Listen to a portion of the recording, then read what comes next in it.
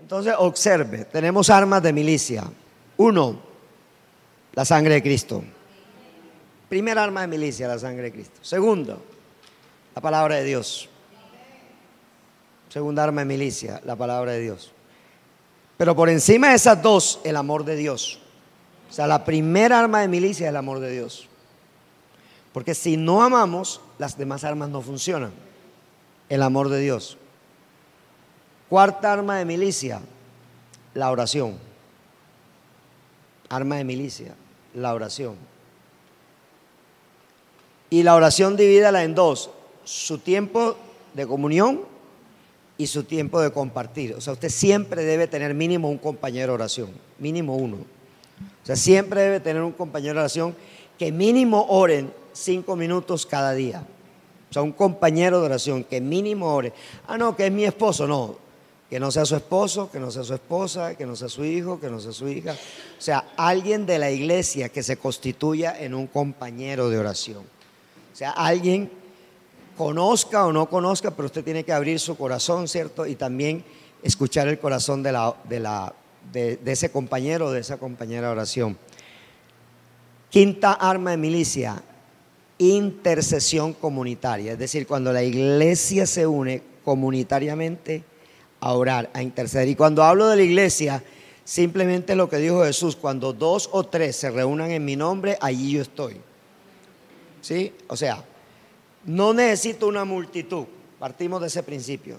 Necesito de 3 adoradores o de 2 adoradores que nos pongamos de acuerdo para crear una intervención divina a través de una intercesión comunitaria. ¿Sí? Armas de milicia son armas poderosas. Ahora, otra arma de milicia poderosa, la verdad. La palabra dice que la verdad nos hará ¿qué?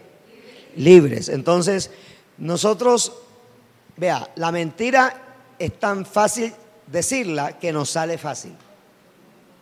O sea, es tan fácil decirla que nos sale fácil. La verdad no es fácil decirla.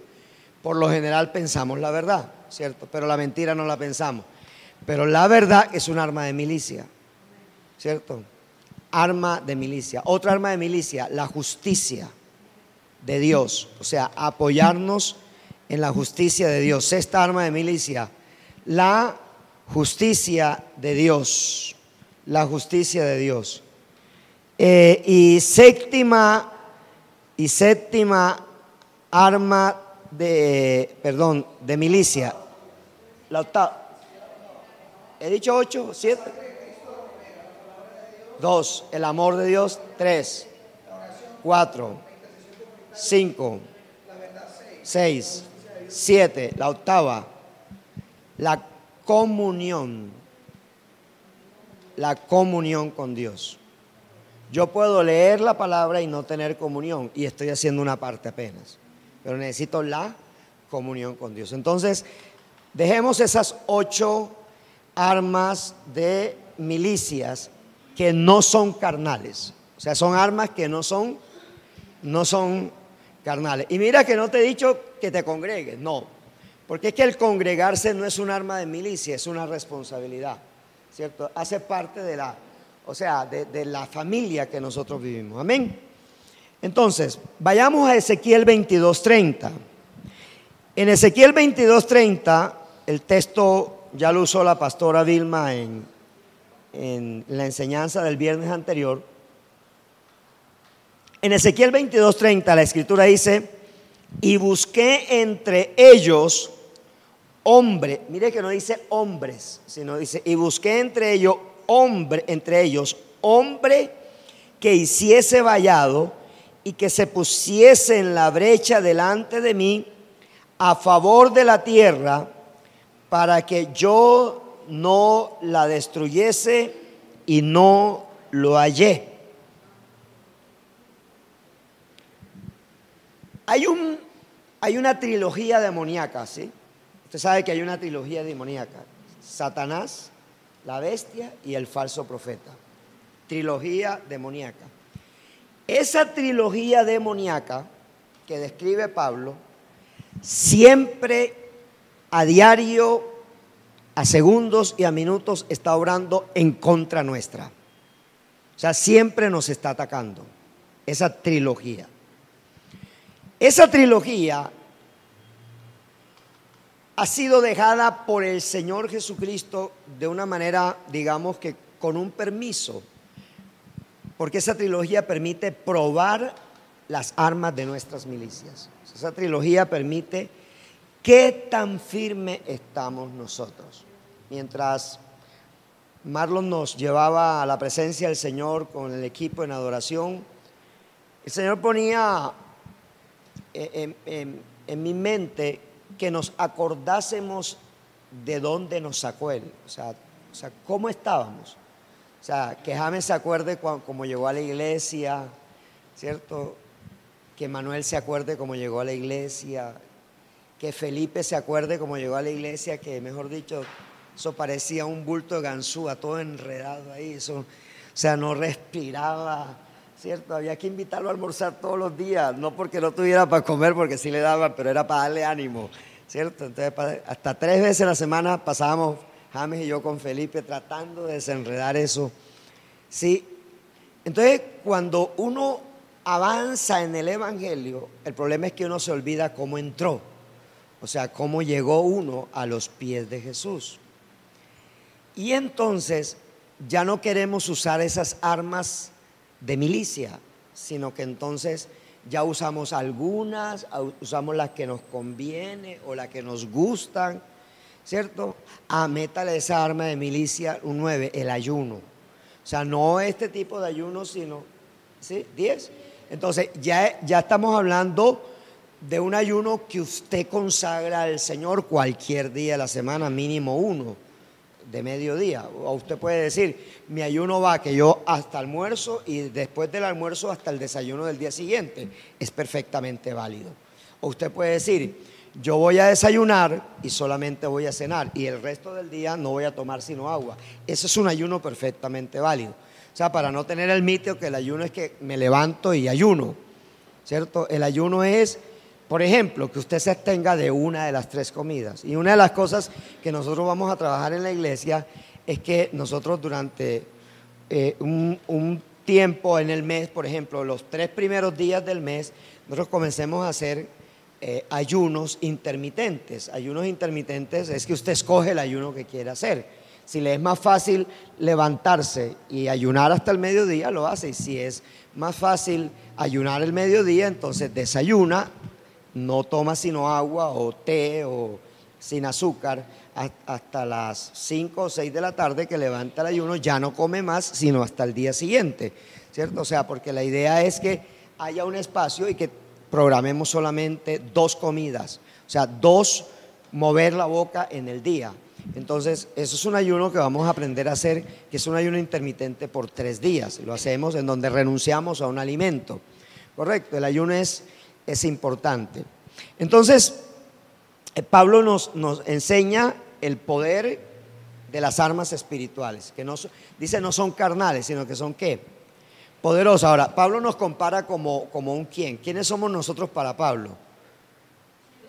Como un soldado. O sea, Pablo nos compara como un soldado. Por allá en Timoteo, Pablo nos compara como un atleta, pero también nos compara como un agricultor. Es decir, mucha gente que no tiene, digamos, la disciplina de orar, espera que hoy ore y que mañana Dios le dé respuesta. ¿Sí? Mire, el poder que tiene la intercesión se llama esperar. O sea, la intercesión tiene un poder que se llama esperar. Y esperar le añade otro poder. Esperar desarrolla fe. ¿Me hago comprender? Porque es que ya en el primer punto hablamos que la oración y la intercesión es para los hijos de Dios. O sea, usted puede colocar a una persona de cualquier religión a ayunar y a hacer sus rezos, pero eso en el mundo espiritual tiene un efecto, digamos, espiritual. Yo no sé si es de Satanás o no, pero lo que te quiero decir es que cuando los hijos de Dios oramos y ayunamos e intercedemos, los ángeles del Señor se ponen a disposición tuya se ponen a disposición tuya para fortalecerte. O sea, imagínese a Elías, le llevan una torta. ¿Cuánto tiempo le duró esa torta? 40 días. ¿Sí? Él se alimentó de la torta y la torta, no sé si le duró en el estómago, no sé, pero no creo, ¿cierto? Pero lo que le quiero decir es que los nutrientes que tenía la torta, el efecto duró 40 días. O sea, a partir de allí él no volvió a comer, sino solamente bebió agua. O sea, 40 días. Pero Dios estaba preparando a Elías, lo estaba preparando para una lucha espiritual, porque él se iba a enfrentar a 450 profetas de Baal y a 400 profetas de Acera. O sea, en el capítulo 17, él, al final del capítulo y en el principio del 18, Dios lo pone a ayunar 40 días, porque él se va a enfrentar a los demonios. O sea, en este momento, nosotros estamos reunidos aquí, pero en este momento, allá afuera, los demonios están esperando que nosotros salgamos, porque ellos quieren hacer su trabajo. Por eso no sé si a usted le pasa que cuando usted se dispone a hacer algo espiritual, o se enferma, o le da una gripa de esas tremendas, o le da una diarrea, o le da unos dolores de estómagos, o le da o comienza a haber una escasez de dinero impresionante. Nosotros llevamos en la casa 2 meses con una llevadera impresionante, ¿cierto? Sin embargo, no ha faltado nada, ¿sí? No ha faltado nada, porque Dios usa ángeles, ¿sí? Sin saber ha usado a Claudia García, que el viernes pone la comida del sábado. O sea, o a veces usa a otra persona, o a veces alguien me entrega una ofrenda, pero es un entrenamiento. Vamos entendiendo, porque entonces yo me quejaba, yo decía, bueno, pero Señor, entonces la misma circunstancia es que ya llevo 14 años. Entonces el Espíritu Santo me decía, déjate entrenar, porque el militar es entrenado. No sé si usted en un festivo pasaron por RCN el caso de un teniente que hizo una oración y ese video se volvió viral. Ese video se volvió viral. Entonces uno de los presentadores de RCN, Juan Diego, no, el de RCN, bueno, el que tiene fama en RCN, dijo, se inquietó. Y el hombre preparó un reportaje para írselo a hacer al hombre. ¿Te lo viste, Marlon? Oiga, impresionante. Eso usted lo ve, búsquelo en RCN. Eso le para los pelos a usted. O sea, de ver un tipo, mira, no tiene teología. La teología es pésima, pero tiene una convicción de Dios impresionante. ¿Sí me hago comprender? O sea, tú no necesitas teología para hacerlo de Dios. Tú lo que necesitas es una fe que te arrope en los momentos de dificultad. Eso es lo que tú necesitas, esa fe que te arrope. Sí. Cuando yo di la enseñanza de la palabra de este año, el Señor decía, yo los voy a mover el próximo año. Los voy a mover. Mucha gente se va a ir. Voy a llevarme gente se va a enfermar.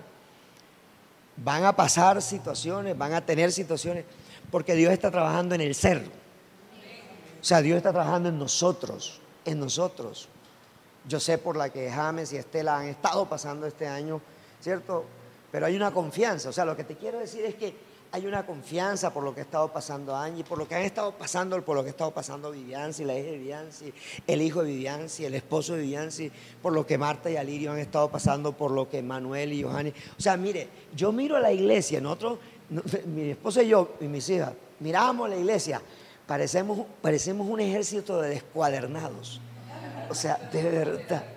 Sí, o sea, un ejército así que como con muletas, ¿sí entiendes? Como que, pero Señor, pero con la espada arriba, ¿cierto? O sea, pero para adelante, ¿cierto? Como decía David, los 300 de Gedeón, ¿sí?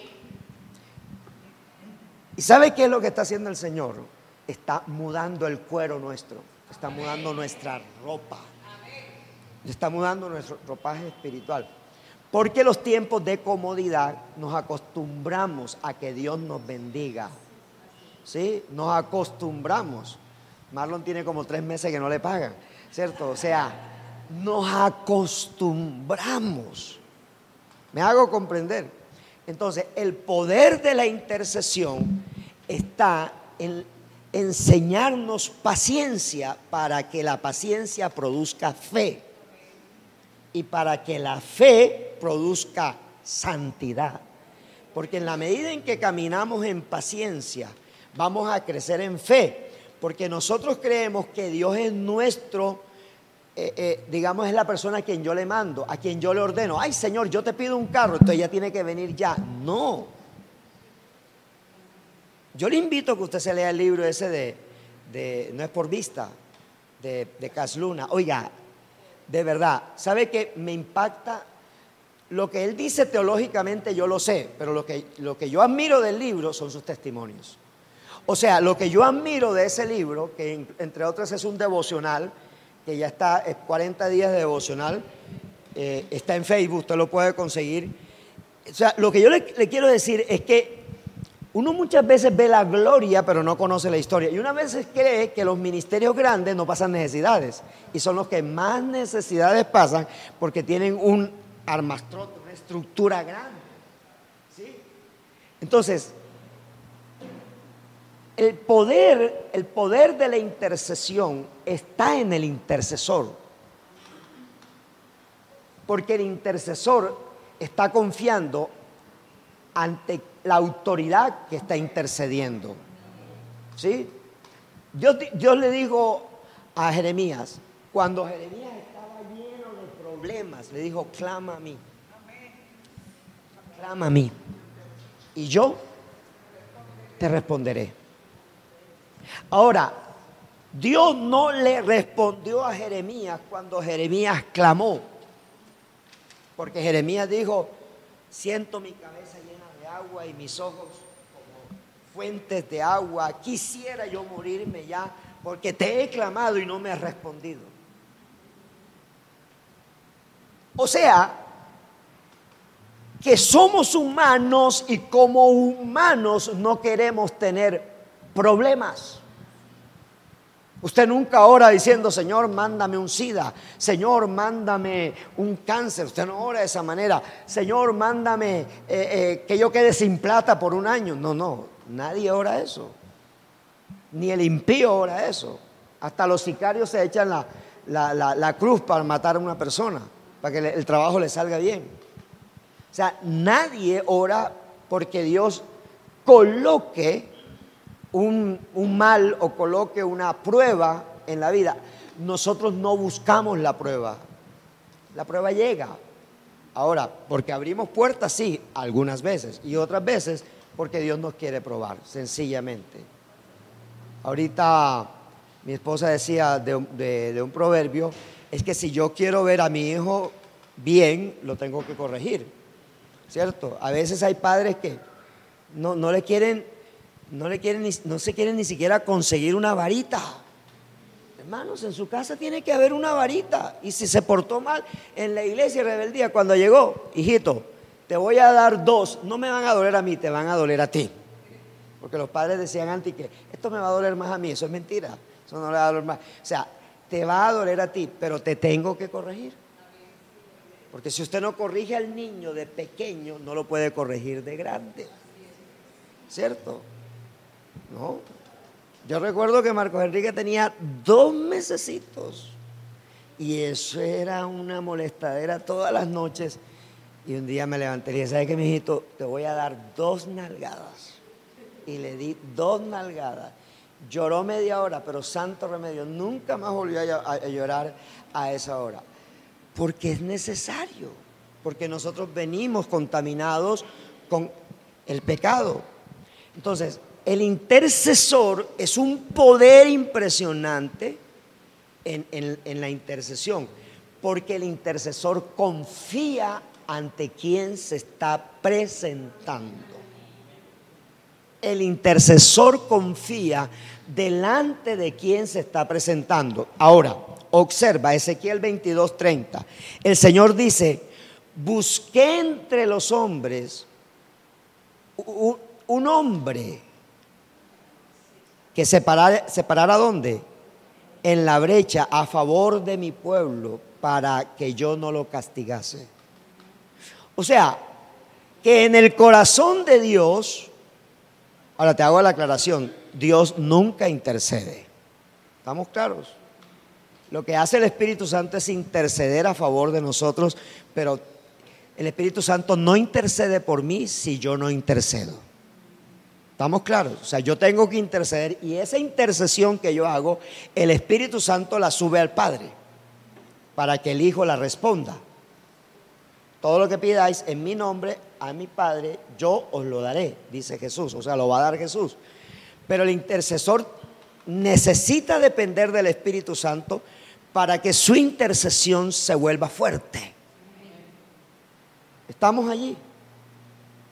Ahora, cuando usted va a entrar en un nivel de intercesión, créame, y se lo advierto desde ya por si quiere entrar, usted va a ser atacado fuertemente. ¿Por qué?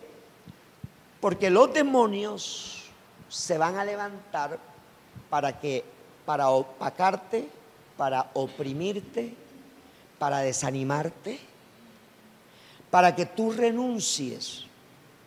¿Sí? Porque el intercesor está entre la necesidad y Dios. Por eso Jesús es nuestro único intercesor delante de Dios. Pero humanamente el intercesor se para entre la necesidad de un pueblo, de una ciudad, de una familia, y el Dios que va a responder. ¿Sí? Estamos allí. Entonces, Dios busca intercesores para llenarlos de su poder, para llenarlo de su capacidad, para volverlo un militante en la oración. Una persona que es militante en la oración. El texto que leyó James cuando estaba dando la apertura es muy interesante, porque Abraham, y yo lo tengo registrado en las notas de este punto, Abraham intercedió. Muchos creen que Abraham intercedió por Lot. Abraham no intercedió por Lot. Abraham intercedió por Sodoma y Gomorra. O sea, Abraham intercedió porque sentía dolor que dos ciudades iban a ser destruidas. Ahora, ¿por qué no intercedió por Lot? O sea, ¿por qué su intercesión no era por Lot, a pesar de que Lot estaba en Sodoma? Porque es que Lot, como sobrino de Abraham, estaba bajo la cobertura de Abraham. ¿Sí? ¿Me hago comprender ahí? Es decir, nosotros vamos a orar por nuestros hijos, pero necesitamos interceder por nuestros sobrinos, porque nuestros hijos están en una cobertura espiritual. Sí, o sea, Alan está en una cobertura espiritual. Emanuel y Mateo están en una cobertura espiritual. Mis hijas, mis hijos están en una cobertura espiritual. Tus hijos, pero tus sobrinos no. O parte de tu familia, o sea, no. O sea, cuando tú estás en una cobertura espiritual, tú puedes depender de la oración, pero cuando alguien no está en la cobertura espiritual, ya tú no puedes orar, ya tienes que interceder. O sea, tienes que elevarte. Es como un futbolista no podría cabecear bien un balón en el aire si no salta. O sea, ¿dónde está el poder de un cabezazo? En dos acciones que se tienen que hacer al mismo tiempo: saltar y cabecear. ¿Sí? Y cabecearla, o sea, al saltar la cabeza adquiere fuerza, el cuello adquiere fuerza y gira en la dirección que automáticamente el cerebro le da. Es lo que haces en la intercesión. En la intercesión tú te levantas. ¿Ya? En la intercesión tú te levantas y ya no miras, o sea, ¿para qué? Para mirar por encima de los problemas. No sé si lo captas. sea, en la intercesión tú no, ya no miras los problemas, o sea, ya estás en el aire y estás mirando por encima de los problemas. Entonces, en la intercesión, el Espíritu Santo te sostiene en ese levantarte. Sí, es como si colocaran una cámara de aire de tanta presión que tú no caes, sino que te sostiene allí, porque el intercesor es elevado de nivel. O sea, el intercesor es elevado de nivel. Y el ser elevado de nivel, el intercesor, le permite al intercesor entonces hacer vallado. ¿Cómo así? Decirle a Dios: Señor, te pido que des cobertura aquí, que des cobertura aquí. Ahora, otra cosa importante, en el poder de la intercesión, la palabra que sale de la boca del intercesor sale con autoridad. Mateo 16, 19 le dice a Pedro: y a ti te daré las llaves del reino de los cielos, y lo que atares aquí en la tierra será atado ¿dónde? Y lo que desatares aquí en la tierra será desatado ¿dónde? Entonces, en la intercesión, la boca del intercesor se vuelve la boca de Dios. En la intercesión, la boca del intercesor se vuelve la boca de Dios. Ahora, observa esta diferencia. En la oración, el corazón del orante es el corazón de Dios. O sea, quiero que entienda esa diferencia. Cuando oramos, nosotros tenemos el corazón de Dios. Pero cuando intercedemos, actuamos como la boca de Dios. No somos la boca de Dios, actuamos como la boca de Dios. ¿Por qué? Por eso le dice a Pedro: todo lo que tú ates. Lo está diciendo a Pedro porque no porque fuera Pedro, porque Pedro simbolizaba a la iglesia en ese momento. O sea, todo lo que tú ates aquí en la tierra, ¿dónde yo lo voy a atar? En otras palabras, la autoridad de Cristo es celestial, no es terrenal. Por eso Satanás es atado en el milenio, en la segunda venida de Cristo, y por 1000 años va a ser suelto. O sea, él es atado, pero él va a ser suelto, porque en esos 1000 años Dios necesita probar el corazón de los creyentes que están en la tierra. Nosotros ya estamos en el cielo porque hemos aceptado a Cristo. Entonces, la autoridad de la iglesia, del intercesor, está en la convicción en su fe que Dios lo está usando para atar y para desatar. Es decir, que Dios lo está usando para hacer lo que tiene que hacer, para decir lo que tiene que decir, para decretar lo que tiene que decretar, para declarar lo que tiene que declarar. Porque está actuando como la boca de Dios. Les decía ahorita que la trilogía demoníaca está atacando siempre a la iglesia, pero lo único que detiene el ministerio de la iniquidad es la oración de los santos. O sea, cuando los santos oran, el reino de las tinieblas se paraliza, o sea, se ralentiza, se vuelve lento. Cuando la iglesia ora, intercede, el ministerio de la iniquidad satánico se vuelve torpe, no tiene su poder, porque digamos que la herramienta poderosa de la oración y de la intercesión entorpece al mundo satánico, atontece la estrategia del diablo. ¿Estamos claros ahí? Esto es importante entenderlo. ¿Por qué? Porque resulta que el poder de la oración está en tu comunión con Dios. El poder de la intercesión está en tu comunión con Dios, porque tú te vuelves intercesor. Amén. Dejemos allí porque el tiempo se me terminó. De todas maneras, todo lo que iba a decir lo dije, y termino diciendo: lo que más encuentras en la intercesión no respondida es aprender a esperar el tiempo perfecto de Dios. Lo que más encuentras en la intercesión no respondida es esperar el tiempo perfecto de Dios. Pongámonos en pie nuevamente, vamos a unirnos nuevamente en los grupos, pero vamos a hacer, en este momento vamos a hacer algo, vamos a intercambiar.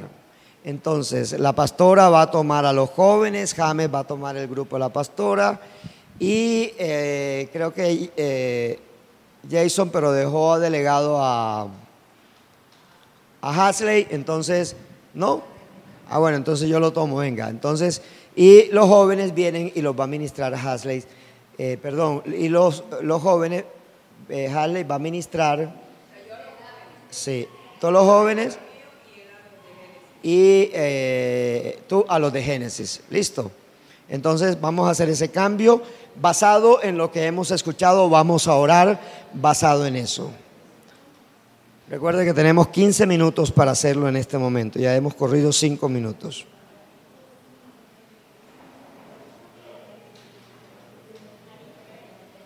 James a Abraham.